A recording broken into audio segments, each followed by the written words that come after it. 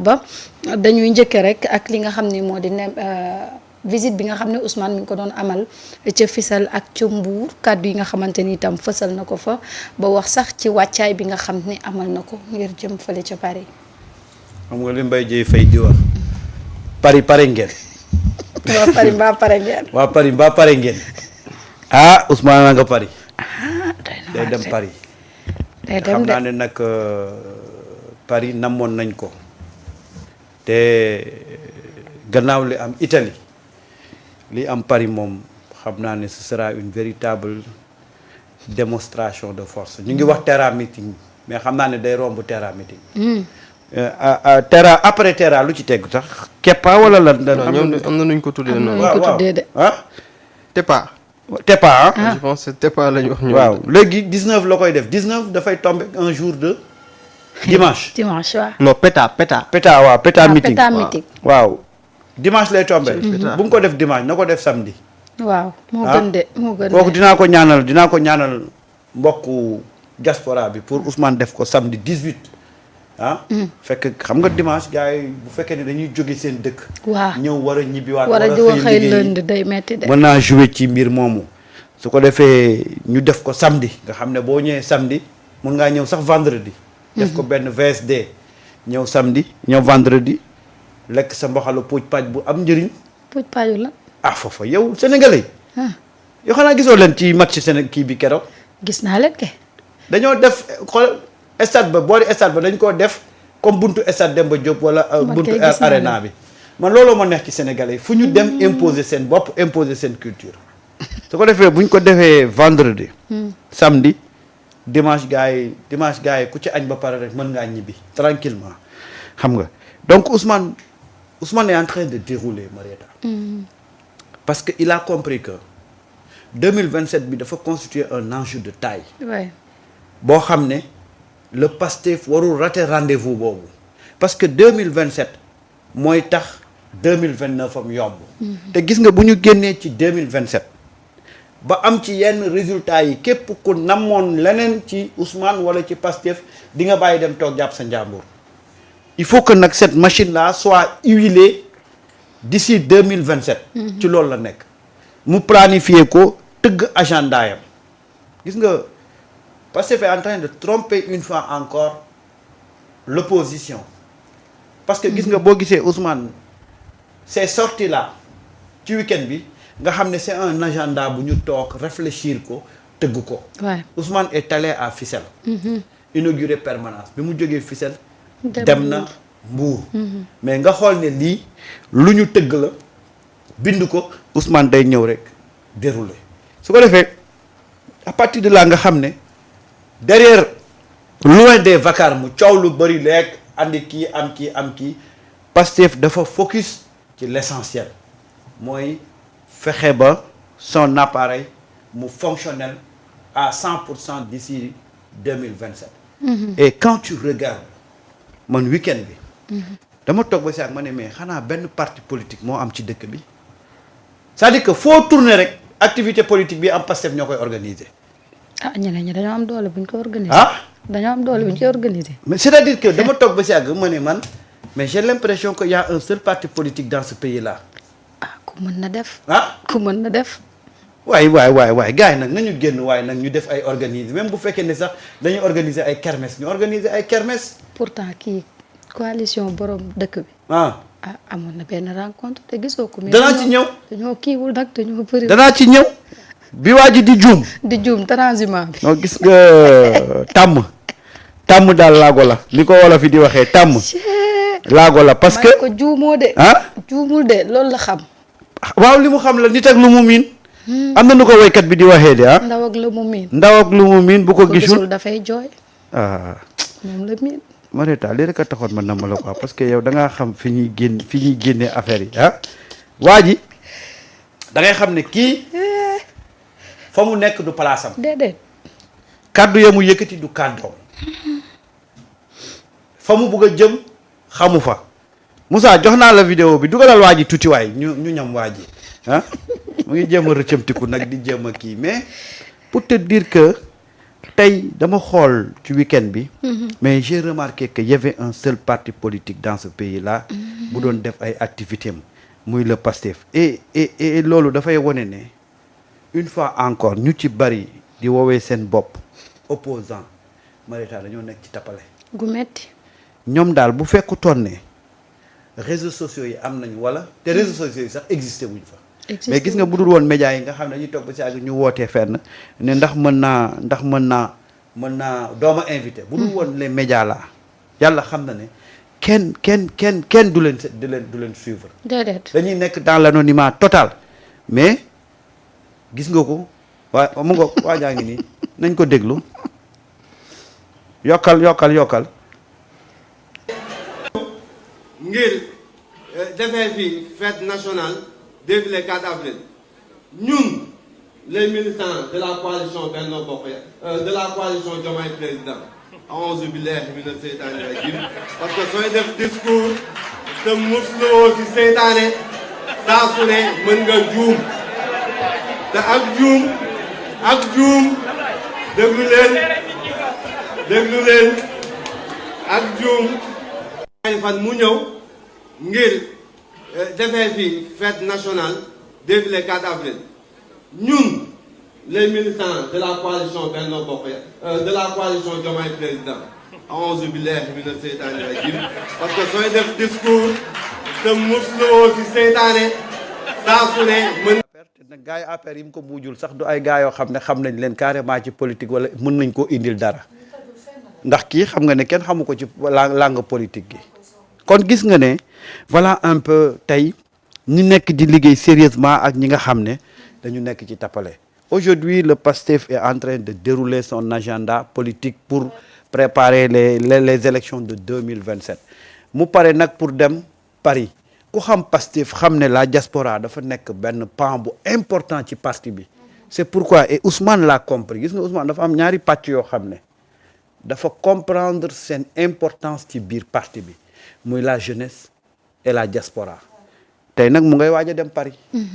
Paris boobu nag kooku moom émission spéciale lañ ciy def. incha allah pour xool waa Paris nan la ñuy defee waa Italie. ndax Italie moom la mu fi def ah. mais nag waa États-Unis mer nañ de. waa États-Unis nañ xaaral. Pape Gueye nee na. Ousmane moom dañ ñu ko sangat neex na rek mu ni dafa jógee nee na nag la moo tax moom Ousmane waxugul lu jëm ci ñoom. moom waa États-Unis bëgg dem fii rek. non États-Unis dëgg nag daa war a yemale. déet waa États-Unis Ousmane doo yemale. Trump moo leen tooñ.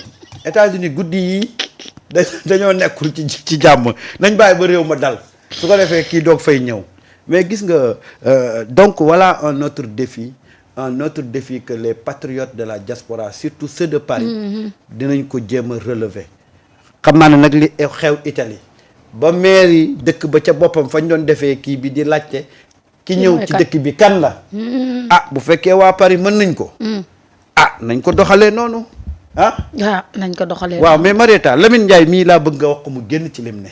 Lamine Ndiaye man mii di commenter Lamine Ndiaye depuis barki démb mu ngi may laaj uwe Bougane mel ni maag Bougane ñooy fanaan wala ñoo bokk kër wala man damaa xam ay waajuram man xaw ma Bougane xaw ma fu mu nekk liggéeyu ma télé Bougane waaye Lamine arrête waaye Lamine ah. Bougane nag c'est vrai que ni Bougane réer na nit ñi. waaw nañ ko jàppee noonu waaye Lamine daal depuis barki démb mu ngi naan ma Samba uwe Bougane. Lamine génnal ci li nga ne Samba gisul Bougane nag. waaw gisuma Bougane Amomo Lamine mu ngi may laaj Bougane rek. man nag gisuma ko te pourtant nag kii Aïssatou ngi koy sosal de te génnu répondre Bougane doo génn nag Aïssatou ngi lay sosal de yëgoo loolu xam naa yëgoo ko baa ma yëgal ak alors moom sa jàngat yi tam par rapport ak li xew ci week-end bi Ousmane di dérouler li nga xamante ni mooy agenda politique am bi nga xamante ni daanaka bi mu demee Fissel dem na Mbour waaye tam waaj pour jëm ca fa nga xam ne moo di ca Paris.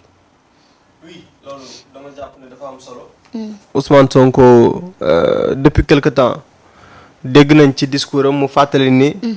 ci sur le plan politique dafa bëgg gën a am présence. et gëm naa ne ci loolu la nekk. mu nekkoon prétexte pour moom benn permanence boo xam ne ñu ngi ko doon inauguré. fële ca Fissel mu déplacé wu dem. waaw mu nekk occasion en tout cas pour moom muy mën di dem ci nit ñi parce que politique loolu la.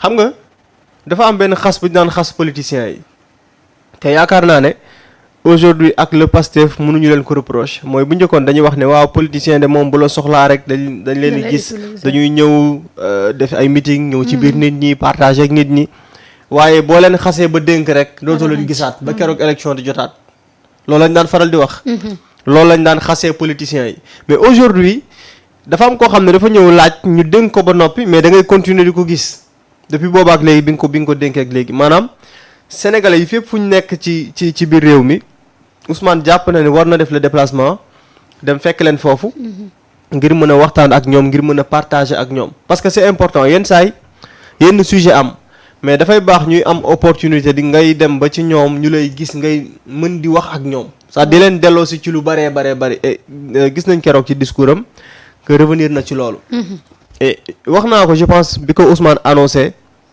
que dafay def une tournée nationale da ngay xool yenn wax yu Ousmane wax na fi ni dina fexe ba département bu ne dina fa teg tànkam dina fa def au moins 2 jours ci département bu nekk nga jëlaat si réunion bu conseil national bu Pastef Ousmane waxaat ne ci élection locale yi ñu jëm en 2027 dafa bëgg a def campagne bu mu musta def ba mu dalee politique ak léegi ak yeneen ci kàddu yoo xam ne mi ngi koy junj yooyu soo ko déggee ça montre que politiquement dafa am lu Ousmane bëgg a démontrer ak loo xam ne daf koo bëgg a def ak ki nga xam ne tey parti politique am doyen mi koy on a l'impression que ci réew mi benn parti politique moo fi nekk muy Pastef mais moom loolu li muy am yëpp daf ko xeeb mooy mi ngi xool naka lay jaayaatee 1 million de carte de membre mi ngi xoolaat naka lay restructurer di wax ne yokk leen cellules yi dem leen ngeen vers les nangam ak nangam da leen def ay activité donc loolu ça montre que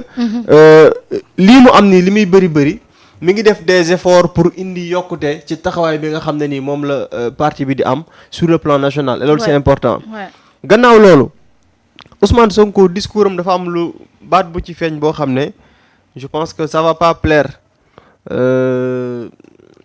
au monsieur bi nekk si palais de la République bi bon peut-être c'est passé inaperçu wala nit ñi jëluñ temps peut-être wala romb déglu nañ ko rek romb mais pour man wax ju jar taxaw la mooy mandat de transition la je pense que c'est la première fois ñu dégg ko si la média pour man wax ju jar a taxaw la mandat de redressement la mandat de transition xam nañ lii transition n'est-ce pas transition leer na nañ li war a xew en 2029 Ousmane wax nañu ko ci phrase boobu rek mandat de transition la c'est-à-dire évoqué na sax li nga xam ne moom moo xew ci wàllu finance ak caxat-caxatee gi nga xam ne ñu jiite woon réew mi caxat-caxatee nañ ko réew mi wax ci situation bi ñu ci fekk oui mandat de redressement la parce que si mandat bi doo si def lu extraordinaire wala dem ci ay réalisation li ngay def mooy redresser waat réew mi ba mu jug taxaw bu doon lu feebar la nga faj ko ba mu mën a doxaat ay soxlaam léegi nag mandat de redressement la waaye bu waxee ne mandat de transition je pense que débat bi posé wu nañ fi avant ñuy àgg si élection présidentielle yi am na sax ñu doon proposé naan candidat wu Ousmane Sonko dafa war nekk mandat de transition donte transition bi xaw naa gudd suñ nee transition sa xel fan lay dem ci bon nga def benn 6 mois wala benn 1 an daal di joxewaat mbir mi bii xëy na nekkul benn 6 mois wala 1 an mais Ousmane ce qu'il veut nous dire par là mooy mbir mi des na et ba tey si biir discours bi il est allé plus loin boo dégloo si biir wax ji wax na ne mbir mi matagul maanaam li ñu bëggoon def ci révolution bi ba ñu accès 2024 matut dafa am lu ñu war a àggali li ñu war a àggali pour man jarut mu koy expliquer sénégalais yi les gens ils comprennent xam nañ lan mooy message bi mooy dafa am lu ñu bëggoon am na tey loo xamante ne ni am na mais nag am na lu ñu war a àggali mooy fexe ba yéene bañ amoon démb ak bërki démb parce que man je pense et loolu li may gis saa su ne daf koy gën di dëggal mooy dama gëm ne réew mi lii ma jot a gis man ci homme politique yi benn nit laa gis ne moom moo capable ñu dénk ko réew mi mu am taxawaay bi war ngir niñ ko bëggee mu demee noonu et c'est Ousmane Sonko donc quand il nous dit que lii mandat de transition la transition bi si moom la war a jëm si surtout maanaam le président Bassirou Diomaye Faye malgré ay yi muy doxal ak ancien waa Benno Bokk Yaakaar yooyu di juum naan bon mënoon na sax bañ a rectifier parce que coalition bi ak Benno Bokk Yaakaar sorewul fallait même pas rectifier d'ailleurs gis naa gars yi génnal leen seen i vaar bi ñu c'est-à-dire li ñoom li ñu ñëwoon di xeex démb ak bërki démb y compris Bassirou Diomaye Faye ñiñ doon xeex démb ak bërki démb naan ñii doxalin bu ñaaw tey jii ñooñu ñooy ay allié wu Bassirou Diomaye Faye et pire ñooñu la jël def leen nit yoo xamante ne ci ñoom la compter pour li mu bëgg dëgg-dëgg sur le plan politique mu mën ko am bon yàlla baax na on verra ce qui va se passer incha allah mais fi mbir yi toll nii pour man le message est clair am na loo xam ne doo toog di xaar ba nit ki di wax bay àgg ci yenn baat yi ki lay wax naan la lii mandat de transition la da nga ci war a déggee ni dañoo jëm 2029 waaye ki nga xamante ne tey donte mi ngi def ay mbir ngir langaamu ci pouvoir bi ab transition lañ ko dénk te incha allah quelle que soit intention quel que soit lu mu jéem a teg ab transition lay doon mooy mbir mi day jaar si loxoom ngir am ci loxo yu mu àgg loxo yi muy àgg mooy ki nga xam ne ci ay loxoom la mbir yi jaaroon ba agsi si moom te daf koy delloo la même chose léegi ñaar mooy am mooy daf si rafet wala mu ñaaw ci loolu nag choix am la ñun mënuñu ko forcer benn choix pour mu jël ko mais l'essentiel mooy il ne va rien se passer incha allah lu dul loolu mooy mbir mi dañ koo teg ci ay loxoom te dina ko joxe léegi nag daf koy joxe di kontaan wala ndax dañ koy foqati ci loxoom loolu yaakaar naa ne loolu mi ngi ci sunu kanam et par rapport ak ba tey si lancé politique boobee Ousmane Sonko bi mu demee ci diaspora bi jot naa waxtaan ak ñoom waxoon na leen diggoon na leen sax ni dinañu ñëwaat parce que waroon na dem rendez-vous boobu France la waroon amee par la suite ñu délocaliser ko fële ca Italie par la ñu jàppaat ko fële ca France dama leen ko xaw a sax envier parce que am na ci ñenn ñu ma tàmbalee di sànni xeer parce que daf ci am koo xamante ne nu ma ko tudd mais bi méga meeting bi di am fii nii dama ko doon kaañoo quoi ne ko bon yéen doo leen fekkee nangam ak nangam fii day neex et cetera daanaka jooy rek la deful moo tax moment bii nii mbir mi jàpp nañ ko rek moom mi tàmbale na ma kaañoo ne ma fii ñun ñoo xewle et cetera waaw yàlla nañ ko à tout moment daal xam naa ko wax ci suuf waaye mën nañ ko annuler sax yóbbu ko États-Unis quoi parce que kooku non États-Unis moom du fa bu mbir yi naree demee nii bu mbir yi demee nii daal xam naa ne wala ñu xool beneen dëkk daal mais fii bon dinaa ci sóoraale ñeneen ñi mais ki ma ko séqal moom bu dee man ak moom rek bu naree am France moom du baax si man mais yàlla baax na mais loolu dafay nekk benn prétexte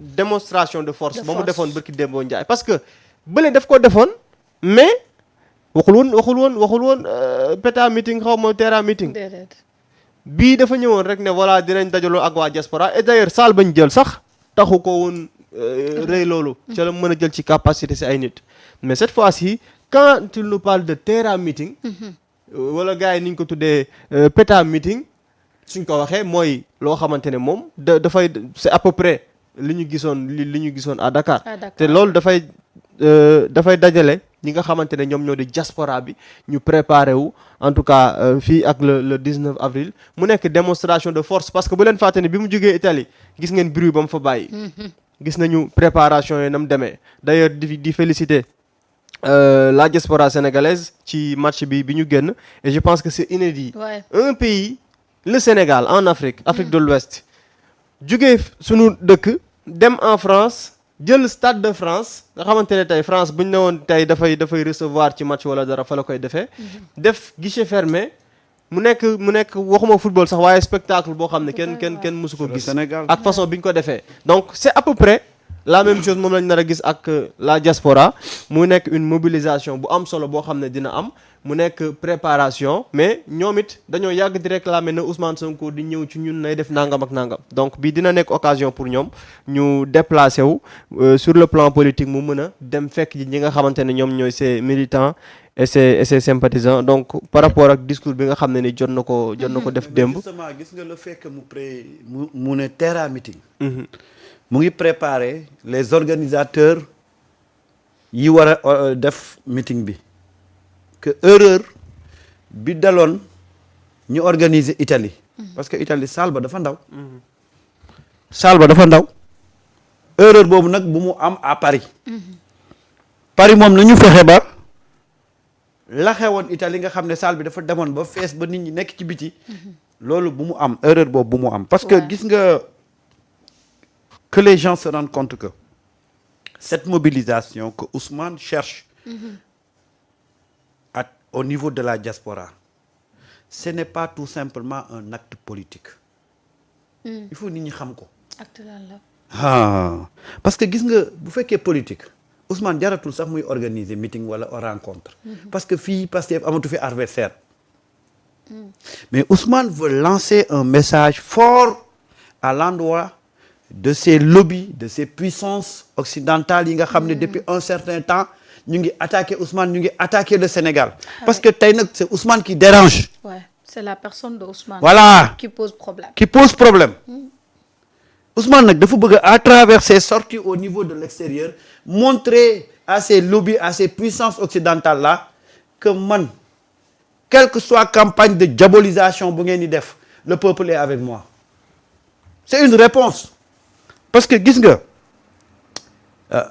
Marieta Ousmane dafa nekk ci benn yoon muy la souveraineté la révolution di poser ay actes moo tax gis nga des fois di waxtaan ak ay borom xam-xam dafa am solo gis nga démb damay waxtaan ak benn borom xam-xam ci wàllu koom mun na ma gis nga attaques yi ñuy attaqué yëpp Sénégal di wax ay dette cachée mu ne ma dañoo wax dette cachée teguñu ci 24 heures mu am benn agence bu génne notation daaneel Sénégal mu ne ma nga foog lan la ma ne ko mu ne ma le fait que Sénégal contourne les eurobonds yi bu ñu koy wax nag ay Angleterre yooyu la ñuy wax mais le fait que le Sénégal contourne les eurobonds le fait que les Sénégalais contournent la devise étrangère nekk léegi ci monnaie locale bi nee na loolu moo déranger les institutions déranger les groupes eurobonds ñu ne xaaral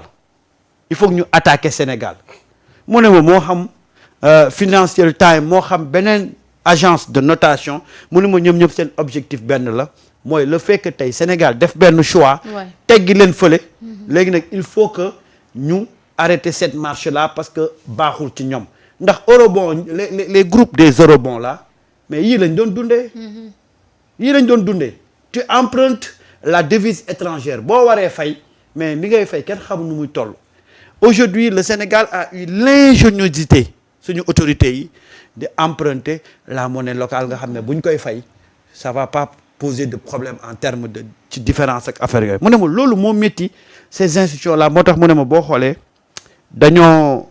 Financial Times dafa génne benn article ne dañoo def dette cachée teguñu ci beneen ci biir semaine bi mu am benn agence bu génn daal di dégrader la note sénégalaise mu ne ma loolu yëpp c'est les lobbies financiers qui s'attaquent au Sénégal ñoom ñooy léegi nag Ousmane dafay lancer un message fort en fait. voilà léegi nag Ousmane dafay dem bitim réew pour xamal leen ne mënu leen ci man dara vous pouvez calomnier mën ngeen intoxiquer mën ngeen diaboliser mais tant que j'ai le soutien du peuple du ma reculer ci yoon bii ma jël ci trajectoire bi ma nekk c'est pourquoi Ousmane il insiste quand il dit je veux un terrain meeting à Paris et li ma ci neex mooy patriotes yi dañoo dégg daaj ndax Ousmane daf ne je veux un terrain meeting patriote ne ko dañuy romb terrain meeting waaw léegi péta meeting la ñuy def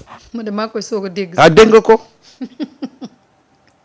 dégg nga ko Marieta gis nga actuellement il y a un combat qui est en train de se jouer et il faut heureusement que les patriotes ont compris ce combat là il faut que ñun Sénégalais yi ñun à notre niveau ñu comprendre aujourd'hui ce combat là que nous avons un guide de la révolution qui est en train de poser des actes bu jëm ci Sénégalais bu souverain di jëm ci révolutionner le Sénégal mais malheureusement dafa am tey ay puissance financière ay lobby ay médias yoo xam ne dañu def benn coalition en complicité avec des Sénégalais yoo xam ne bëgguñu seen réew nekk fii ci dëkk bi ñoom ñooy la caisse de résonance de ces lobbies là et de ces puissances financières là léegi nag ñun Sénégalais yi il faut que ñu accompagner celui qui veut transformer ce pays là muy Ousmane et moo tax ces genres de mobilisation là surtout au niveau de la diaspora c'est très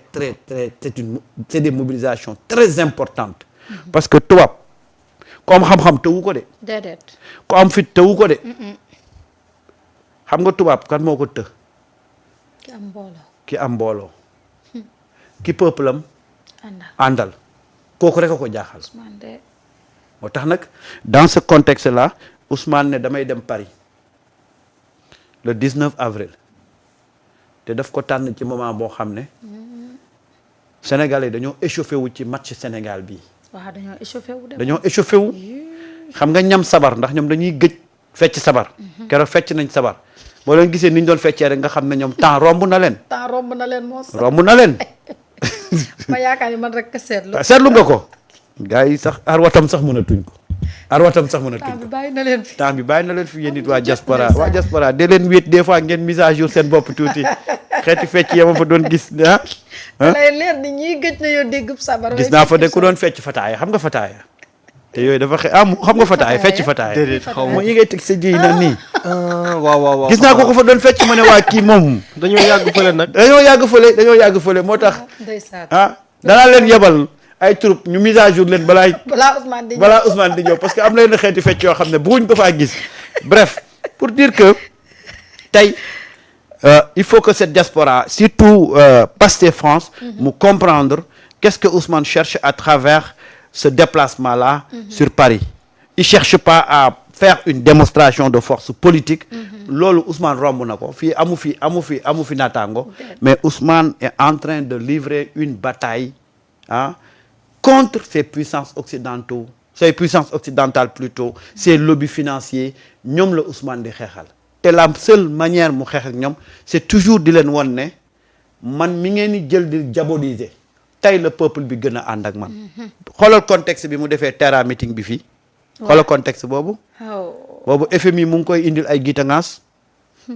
mais gis nga ko. Ousmane de ku ko yeb danga ko. voilà moo tax gars yi nañuy comprendre Ousmane les actes qu'il pose. et le langage qu'il utilise. moo wax na ko sànq Ousmane dafa utiliser au bout de 3 mois dafa utiliser 2 langages yu am solo Ousmane daf ne. J'accepte désormais d'être le guide de la révolution. waxu ko nii kese ah. déedéet waaye lim si teg moo graaw. mooy. suñu mandat transition la.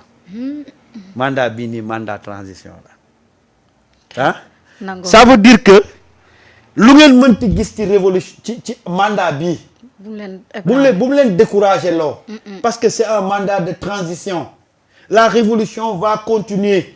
Après ce mandat-là, et que je serai là pour accompagner cette révolution-là. Donc, bu leen ci jàpp bu leen ci décourager bu leen ci dellu gannaaw. Nous sommes dans une phase de transition. Phase de transition nag day am yu jagadi. Mais il faut que ngeen comprendre ne ci moment de transition boobu lañ nekk et que dañ ciy génn et que on va continuer à acter cette révolution-là. Message bu fort la lancé et moi tu as bien fait quand même de déceler cette partie-là boo xam ne dafa xaw a échappé ñu bëri. Ousmane dara ci ay waxam du ko wax ci Mali forox. déedéet Ousmane du kebetu. Ousmane day wax. day xultu. waaw day xultu. waa ji nee na Ousmane day xultu. moo tax nag xultu boobu na ciy continuer Ousmane nañuy suivre ses mots. benn par benn. di suivre ses déplacements benn par benn. tout ce qu'il fait c'est de la haute politique. Ousmane est allé à Fissel. Fissel c'est pas gratuit. déedéet man dafa dem Fissel rek ma ne ca élection locale ya locale yi dina neex de 2027. doxal nañ ci yàlla yóbbu. moo tax nag Paris. waaye la ma gis Fissel ak Mbour. 2027 de ku yeboo takku ba dëgër rek. non xoolal nee na amul benn élection bu ko mos a yitteel bu raw bii. ay yow tamit boobu mooy enjeu bi. ba pare nag li ci garaaw mooy xam nga lan. boo ñëwee ci base bi waa Pastef dañoo mer te dañoo bëgg a faj mer ci élection yi ñu jëm. waaw. dañoo mer dóor waa ji ba dóor ko ci dëkkam. waaw dañoo mer. te moytul Pastef bu mer. xam nga lu tax. Pastef dafa ñafe dans des conditions très difficiles ba jox ñii victoire. ñii dem ki ñu fal dem ak ay coalition taxaw ne waa Pastef faluñ ma. waaw léegi loolu tontu bi mi ngi ci kanam. loolu nag moo tontu baag ca 2027 buñ ci yàlla. loolu moo cuq Pastef. moo tax nag la machine bu xasee ba déclenché pour arrêter ko ça va être très compliqué. moom mi ngi ci dëkk bi borom réew. borom réew mi ngi ci dëkk bi wala. kan noonu. borom réew mi. waaw am na ku ma woo démb di ma ko laaj de. man gëj naa koo dégg gëj naa koo gis. non dafa voyagé dafa mel ni dafa voyagé. non mu ngi fi ñëpp si na dafa demoon Espagne mu ngi fi. ñëw na waaw mu ngi fi. maa ngi yëg li xew ci réew mi rek. mi ngi yëg li xew ci réew mi. yaakaar naa ko kay c'est le. ñu ngi koy nuyu Faye Birame Penda Waagaan. fekkee yaa ngi ci dëkk bi. da ciy baax des fois président tamit tel que dañu xam ne yaa ngi ci réew mi réew maa ngi wëlbatiku rek. Momo comme ni ko Samba waxee li nga xamante ni moom la ñu gis ca Mbour ak Fissel day wane wàccaay li jëm ci élection locale yi nga xam ne moom la ñu dëgmal parce que quand même foofu il faudra que Pastef wane force am wane ni la nga xam ne moom la jëloon dénkaane ko ñu ni yeeyaay ñoom taxuñu ñu falu ñoom 2027 ñu def razzia pour que daal di tracé yoon bi nga xam ne moo jëm 2029 incha allah. oui non 2027 moom c'est maintenant. c'est-à-dire dugg si nañ ci pré-campagne bi maanaam du looy xaar. ñu naan agsi nañ en 2027 parce que préparation élection ak li mu laaj je pense que le travail du nekk loo xamante ne nii da ngay xaar ba mu jot la soog see nekk donc à présent sax am na ñoo xamante ne tàmbalee nañu lancé wu sauf que peut-être lii yéexal un peu mbir yi en tout cas à un certain niveau mu ci ñi nga xam ne mooy mbiru choix wu candidat ak yeneen pour man foofu la patience di am mais ak lu mën a xew le Pastef doit être présent ci gox yooyu noonu donc benn xeetu tournée lay doon xam nga mi ngi lay wax récemment ci benn sortie que mi ngi organiser wu ak ñi nga xam ne ñoom ñooy ñi gérer Nemmeeku Tour pour préparer li nga xamante ne moom mooy ab tournée boo xamante ne nii imaginel nga bëgg a def tout ce qui est département ci biir réew mi surtout donc département yëpp nga war fa dem fu ci nekk wax na ne dina fa def ñaari fan wala ñett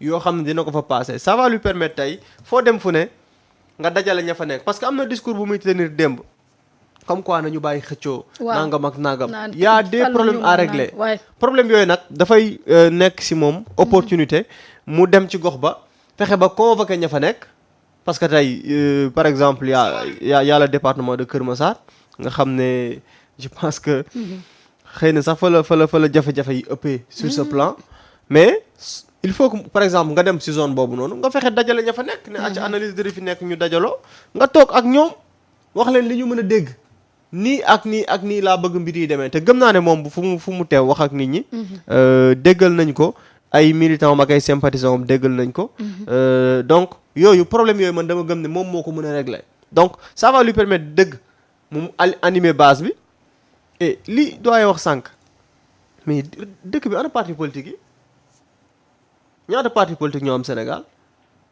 lan moo tax yow benn parti politique rek ngay dégg yow dégg nga activité ñu naan la parti bii kan nga fi dégg doo dégg activité politique à part bon la nouvelle coalition de Benno Bokk Yaakaar astafirullah Diomaye président donc waaw ñoom rek bon Pastef ngay dégg à part ñi nga xam ne peut-être ñu ngi jéem mais daanaka affaire dafa mel ni jàppagul mais Pastef yow week-end boo toog Pastef ngay seetaan à la télé week-end boo toog boo gisee ay vidéo yu jàll lii xewoon na Ziguinchor lii xewoon na Kaolack lii xewoon na Tamba lii xewoon na fii Pastef la finalement dafa mel ni gars yi dañoo retraité wala dañu bàyyi wala je sais pas dañoo gedd te waxuñu ko wala waaw ñemewul dem ci terrain bi mais c'est ça le problème mooy d'ailleurs yeneen parti politique yi da ngay xool ku ci dajaloo soit si benn salle lay doon nii comme ça restreint avec quelque chose dañoo bari mais mbedd mi moom ak bayaal yeeg stade yi gëj naa gis parti politique yi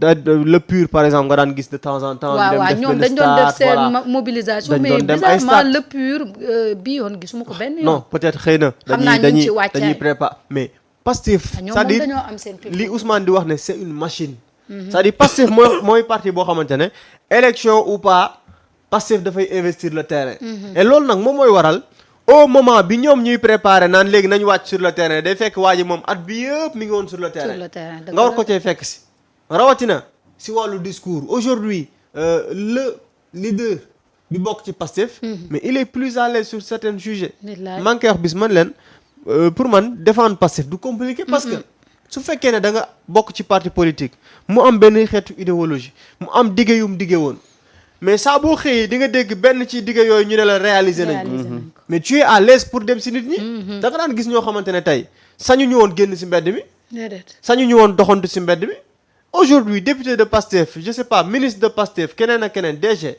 ils peuvent traîner tranquillement si biir dëkk bi donc loolu pour man li la koy may mooy la nga doon wax démb ak bërki démb mu bañ ci am ay wax waxeet soo waxee ne waaw la loi sur l'homosexualité bu ñu ñëwee dinañ ci def nangam ak nangam bu ñu ñëwee agsi ba si cappaandaw la ñu gis ne ñoom de engagement yi ñu jëloon def nañ ko loolu day gën a dooleel même ki nga xam ne tey moom mooy militant bi ak ki nga xam ne moom mooy leader ci yenn zone yi dafay gën a am taxawaay day dem si nit ñi jàkkaarloog ñoom parce que la ñu jëloon comme engagement def nañ ko mais bu fekkoon ne tey da nga ñëw si nguur changer discours mais ka nekk ci suuf du mën a dem si biir nit ñi day xëy suba di làqatu si biir otoog di xool nu muy parce que mënatoo dem jàkkaarloo ak nit ñi donc pour man loolu moom mooy force Pastef di dem vers les Sénégalais fu ñu mën a nekk si biir réew mi nga fekk ji leen fa gis naa président de la République mu dem ci benn gox d'ailleurs dal na Ousmane Sonko même ci cadre nemmeeku tur ak yooyu mais da ngay dem foo xamante ne dañ naan la fii homme politique mosu fi teg tànkam et loolu c'est important aujourd'hui loolu dafa war a nekk un défi et nañu bàyyi xel benn mbir am na certains yoo xam ne bu ñu déggee waxi politique dañuy taxaw naan waaw politique rek c'est comme si le premier ministre wala ña nga xam ne ñoom la àndal du lundi au dimanche ci politique la ñuy dox déedéet ce qui se passe mooy le premier ministre dafa am son temps consacré ko d'ailleurs consacré ci lu ci bëree te loolu ñi dem primature rek ñiy jëflante ak moom xam nañ ko waaye tempsam daf koy jox bu mat sëkk li nga xam ne moom moo di fonction de premier ministre bi ak liggéey bi muy liggéey waaye nag yamu si buñ ne acca premier ministre léegi da ngaa war a noppalu demal toog sa kër noppalu le week-end mu engagé wu waat en politique ngir li nga xam ne moom mooy activités yi nga xam ne moom mooy parti politique am donc pour man loolu dafay baax ñu di ko leeral parce que ñenn ñi dañuy def nuance wala ñenn ñoo xam ne ni Pastef di taxawee arrangé wu leen dañuy jéem a jaxase affaire bi naan waaw ñoom dañu leen a fal waaye dañuy politique rek waaw mais comme d'habitude soo dut militant wu parti ba politique gu parti wu jàmbur sa yoon new yow li sa yoon ne mooy dafa am loo dénk un premier ministre muy premier ministre Sénégal yépp mun nga nag am gis-gis ci par rapport ak doxalinam mais Sénégal rek ngay gis un président de parti politique ci koor gi mu def ab live am ay militant am di dugg si biir di joxe di poser ay questions mu leen di tontu ma gis journaliste bu toog sur un plateau naan waaw moom kat li tax muy génn nangam ak nangam en tant que premier ministre am na yeneen priorité lu ci sa yoon nekk mais président wu parti ak ay militants mais moomoo gars yi ñoo amul lu ñu wax dama bu toogoon jàpp njàmburam bañ a wàcc sur le terrain ñu ne leen gis ngeen de politicien moom moo ko oto bu yàqu ñoo yem boo poussé ñu tàkk rek bala fa ñu ngi nii bañ faloo ba tey nangu ñoo dem ci terrain bi nga dem ci terrain bi ñu ne moom day politique rek c'est-à-dire que finalement lan la ñu bëgg bref xam nga Sénégal il faut que les choses bougent daa war a bouger dañu bëggoon c'est-à-dire que tey nga xool Ousmane kii un week-end mu génn dem nemmeeku ay militants am inauguré permanence am ban impact la am ci doxalinu réew mi au contraire c'est des signes yoo xam ne day wone ne tey nous avons une stabilité parce que fu jàmm amut meeting du fa am de rencontre du fa am nañ ma wax fan la ces activités politiques peuvent freiner le développement de ce pays là au contraire bokkul sax nag parce que tey boo demee tey dëkk bu mel ni Fissel nit ñi dajaloo fa maire bi indi fataayaam di ko jaay dana ca profito jaay ko jaaykati ndox mi dana c'est-à-dire que un pays a besoin d'activité mais pourquoi ñu bëgg ñoo jël rek confiner ñu comme si c'était la catastrophe ñëpp dugg ci seen biir kër yi mu mel dañoo nekk ci temps Covid soxlawuñ loolu mais le pays doit bouger organiser des activités un peu partout nit ñi xam ne ñu ngi ci dëkk boo xam ne on a une stabilité que nit ñi ñu ngi dox di vaquer ci seen occupation théorie chaotique bi ñu bëgg a dugal suñu bopp amul Sénégal déedéet amul tey lu nit def rek ñu indi ci le xool ci le côté le mauvais côté alors que ñoom dañ ko doon def te man xam nga li tax man passif seen activité politique li tax may bëgg muy am parce que à chaque fois da ngay gis ne dañuy profiter ci un événement politique pour faire du social waa Kër Massar à chaque fois ñuy organiser activité politique. day am ay don de sang. day am ay don de sang. day am ay campagne de dépistage. dépistage et tout ça. ñoom ñëwuñu nii rek yor ay tama di rang-rangi ku ngeen àndal ñu naan Ousmane Sonko ñoom nekkuñ ci loolu. mais loolu gëj naa am de ku ngeen àndal soo fii. waaw ku ngeen àndal réew mi nag neexoon na de. la politique a changé. changé na de. a changé mais gis nga mooy lu ma lay wax rek defuñu bàyyiwuñ xam nga fii lañ fi ne. Sénégal investisseurs yaa ngi daw rek Sénégal investisseurs yaa ngi daw rek ah fii lañ toog wax ko ne investisseurs yi ñoo découragé partenaires yi amatuñu confiance ci Sénégal. barki démb le Sénégal a levé 304 milliards sur le marché de l'UEMOA. 304 milliards. yow dëkk bu partenaires yi amatul confiance. dinañ fi def loolu. danañ def lii te ñu ngi soxla woon 200 milliards. yow tu as besoin de 200 milliards on te met 304 milliards sur la table. taux de couverture de 152%. waaw ah qui dit mieux. man awma confiance ci Momo. waaw. Momo ñëw di ma leb 200 ma yëkkati 500 jox ko. loolu nuñ koy woowee ah. bu doon confiance xaw ma lu mu doon. waaw. loolu surconfiance la. Gis nga voilà un peu chaque jour ils sont rattrapés par la réalité dans leur mensonge. xool bu bon baaxul. voilà. te nag ñi koy wax yëpp dafa mel ni woyu Baye Waly. ils réfléchissent pas dañuy toog ci plateau yi rek partenaires yi bàyyi nañ ah. te duñ la wax yan partenaire. mais boo leen laajee duñ la wax yan partenaire ak fan lañ ko gisee. ak fan lañ ko gisee mais comme dañoo tàmm di dégg ces discours là ah loolu moo leen dal ba man je demande à nos opposants qui changent de discours parce que le contexte a changé. dëgg la de. xam nga boo gisee sa xarit toujours discours am mënul sori. parce que du ko changé. xaritu kan. yow sa xarit. sama xarit ban. ah sama xarit ban. ay man daanaan laa. ah déedéet lu ko def sama xarit. man maay borom Dakaaru. korite sama gi baat doon ci na kaw may téeméer di néewnal. ah korite gi. ah doon na jël ay téeméeram di ko séddale xale yi. xam nga gis nga le contexte politique a changé. dafa changé. il faut que nit ñi changer avec ce contexte là dafa changé. ñu daal di réactualiser seen disque dur formater seen carte mémoire. et parce que la façon bi ñuy opposé woo sax du baaxul en fait. baaxul. quand tu es benn opposant nit ñi li ñuy teg da ngay xool ni lii baaxul pour ci réew mi nga indi ni lii ak lii bu ñu ko defoon moom moo gën. mais on peut pas être dans un pays tu dis que dara doxul tu proposes rien du tout. ba pare nga ni yow da ngay opposé wu. pour opposé wu il faut des idées claires. yoo xamante ni da nga koy teg ñu xam ni kat kii li mu wax parce que wax bu logique ku ko dégg di nga ko xam. am na looy teg mu logique dañuy xam ni kat kii lu ma ko contre ci logique bu baax la nekk. surtout génération bi nga tombeel xale yu xeere yi. jàng nañ fa ñu war a jàngee. muy jeune. xam nañ li ñu war a xam. di gëstu. fii boo leen di wax da nga leen di tegal lu leer nañu. teg fa yàlla. waaye ñëw rek naan réew mi doxul. réew mi doxul partenaires yi bàyyi nañ. découragé nañ. yow au même moment on demande 200 milliards on nous sert 304 milliards. macha allah. ah. yàlla na jëm kanam. waaw loolu lu muy nuru. il faut que voilà un peu chaque jour bu ñu tegee benn affaire si saa si xoolal c'est le contraire. doy na war de. waaw moo tax nag il faut ñu xam ne seen façon bi ñuy politiquer. dafa archaïque. jeex na. amatul sax waaw moom borom duusi fu mu toll. borom duusu 10 millions yi. man de. waaw Abbas Fall nag du yeewi askan wi nag. waaw Abbas ñu fësal rapport yi nag ñu xam fu mu fiite. wala budul dara sax mais mu wax ci duus yi. waaw duus yaa ngi fi duus yaa ngi fi di yàqu nii bu Cambérène bi yàqu na. yàqu na 10 millions ci duus. ba pare kenn xamul fa nag wax dëgg yàlla Abbas nag yeewi ñu nag. bu Grand Dakar ba de ab jaana fa demoon moom. def ko këram fu nit demul kat jaan dem fa. waaw def ko këram. waaw Abbas Fall nag doo génn nag wax ci dossier duus yi nag. waaw moo gën et puis ñu fan la tool. et puis affaire baa ngi matière baa ngi yàq conteneur yi ñu ngi yàqu. conteneur yi kay yàqu na.